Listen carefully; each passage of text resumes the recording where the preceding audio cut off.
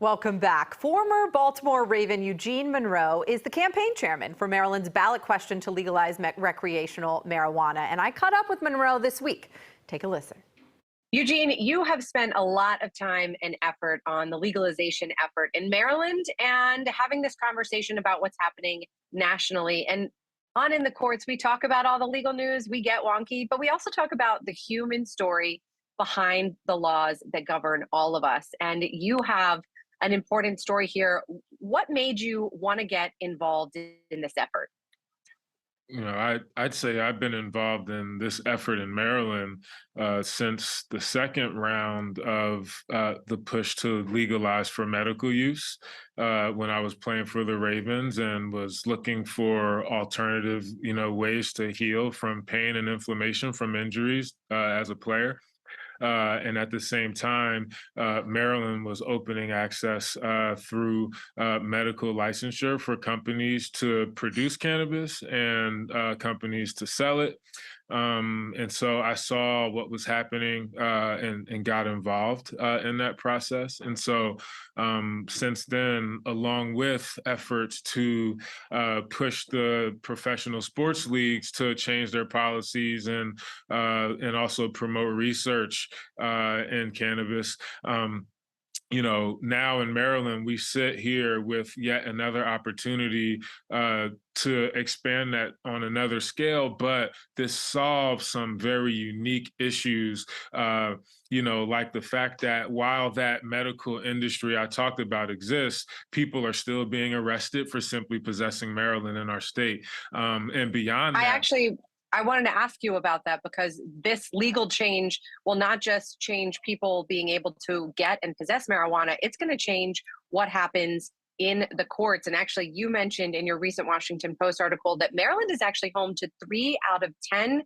counties across the U.S. with the highest marijuana possession arrest rates. This is going to expunge people's records. This is going to give people an opportunity to ask for resentencing who have been charged and convicted of possession. How is this going to change not just policy and being able to sell it in the state, but in the courts?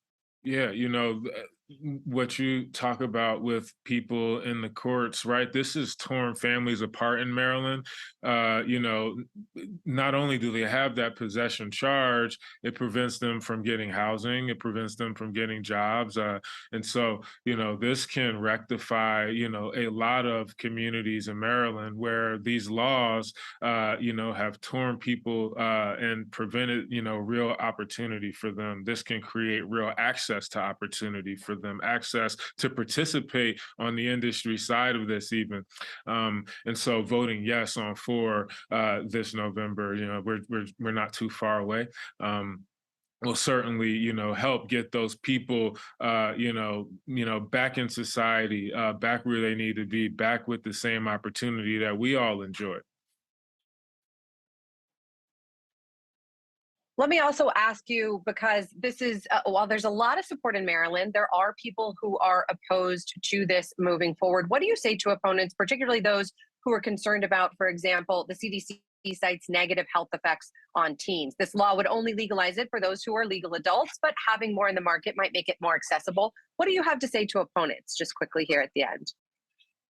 Hey, yeah. So those who are concerned with cannabis legalization affecting teens, again, this legalization effort legalizes cannabis for adult use and for adults to possess cannabis. We're not talking about teens and we're not talking about children. And again, this will, certainly increase the amount of cannabis in the regulatory space. However, we also know that there's another marketplace that exists as well. And so we also hope that, one, we can drive people who do want cannabis to tested product that has gone through, layers of security because there's, the potential for people who buy cannabis in an unregulated space, to buy tainted products. And we've seen, that happen on a wide scale across our country during the past years. We've even seen entire cannabis market shift as a result of tainted products. And so, that's another reason as we talk about cannabis on a medical basis, on its uses for people to relieve themselves, from many of the conditions they face.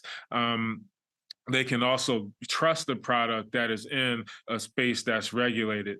And so, there's many reasons why, voting yes, one, first and foremost, like we touched on, getting people's records expunged, getting people out of jail, stopping the arrest, right? That can help police refocus their efforts on violent crimes.